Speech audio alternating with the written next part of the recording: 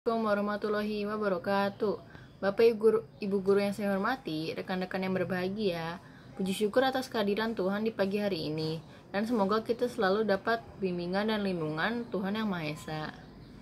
Pada kesempatan ini, saya akan menyampaikan pidato tentang penggunaan dan penanganan sampah di Indonesia. Hadirin yang saya hormati, selama ini kita menyepelekan keberadaan sampah yang dibuang begitu saja, tanpa ada perlakuan yang khusus. Sebagian warga seenaknya membuang sampah ke sungai atau ke kali dan bahkan ke pinggiran jalan. Namun, ada juga warga yang berpikir jeli dan memanfaatkan sampah tersebut untuk meraup keuntungan dengan cara mendaur ulang sampah-sampah tersebut menjadi barang yang bisa dimanfaatkan kembali. Namun, tidak seluruhnya sampah itu dapat didaur ulang dengan mudah dan masih memerlukan proses yang cukup lama dengan biaya yang tidak sedikit. Sampah erat kaitannya dengan kesehatan masyarakat, karena dari sampah tersebut akan hidup berbagai mikroorganisme penyebab penyakit, yaitu bakteri patogen, dan mengundang vektor atau binatang serangga yang berperan dalam pemindahan atau penyebaran penyakit. Apabila proses pembuangan sampah di Indonesia tidak dibarengi dengan sistem pemusnahannya, suatu saat Jawa Barat akan dikenal paling padat penduduknya akan menjadi lautan sampah dan penduduknya akan mudah terserang berbagai penyakit.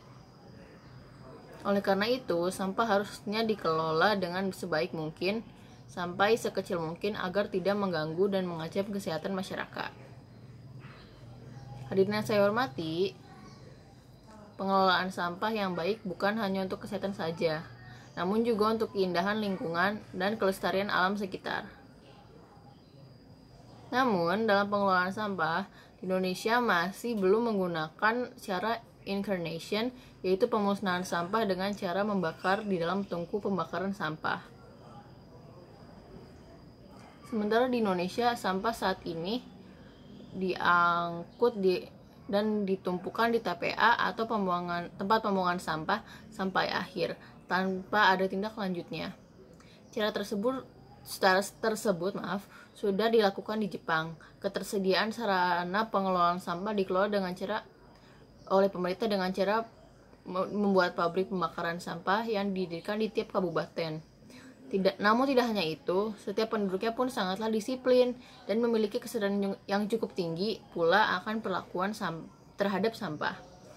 Setiap 2 atau 3 kali dalam seminggu, mereka sudah dibiasakan membuang sampah dan diletakkan di pinggiran jalan, mulai pukul 6 pagi sampai dengan pukul 8.30 pagi, yang selanjutnya diangkut oleh petugas sampah ke pabrik pembakaran sampah.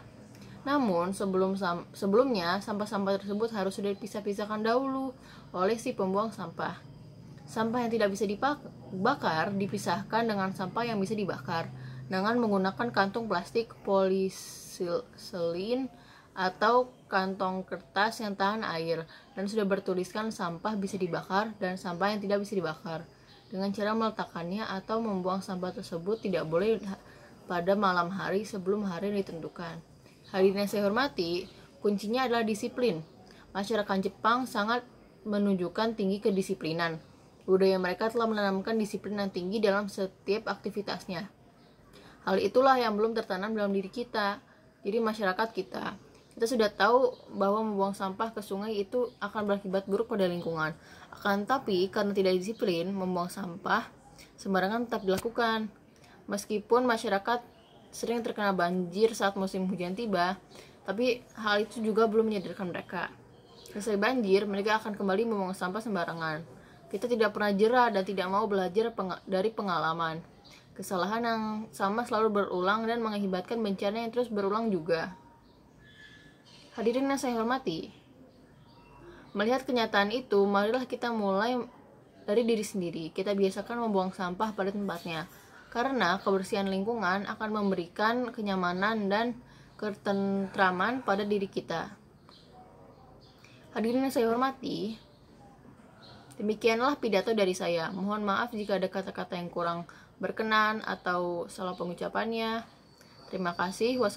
Sekian dari saya. Wassalamualaikum warahmatullahi wabarakatuh.